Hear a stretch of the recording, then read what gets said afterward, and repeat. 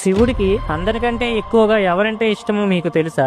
ఇదే సందేహం నందికి వచ్చి, మహాదేవ, ఈ సృష్టిలో మీకు ఎవరంటే ఎక్కువ ఇష్టం అని అడుగుతాడు. శివుడు చిరునవ్వు నవ్వి, నంది, నువ్వు ఎన్నో సంవత్సరాలుగా నాతో ఉన్నవుగా, నాకు ఎవరంటే ఎక్కువ ఇష్టమో నీకు తెలీదా? ఈ ప్రశ్నకి సమాధానం నువ్వే చెప్పాలి అని శివయ్య అంటాడు. నంది బాగా ఆలోచించి, ఇంకెవరు, పార్వతీదేవే కదా మహాదేవ అని చెప్తాడు. అది విన్న శివుడు, నువ్వు తప్పు చెప్పావు నంది అని చిన్నగా నవ్వుతాడు.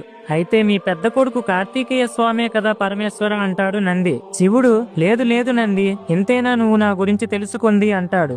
అయితే మీ చిన్న కొడుకు గణేశుడే అయ్యుంటాడు మహాదేవ అని నంది అనగా, శివుడు, నంది, నువ్వు తప్పుగా చెప్తున్నావు, వీరిలో ఎవరూ కాదు అని అంటాడు. అది విన్న నంది, కొంపదీసి నేనా స్వామి, లేదా మీ మెడలో ఉన్న వాసుకీనా అని అడుగుతాడు.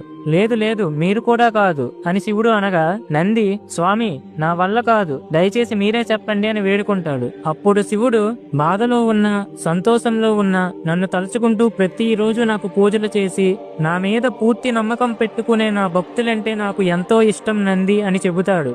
ఫ్రెండ్స్, ఓం నమః శివాయ అని కామెంట్ చేయండి.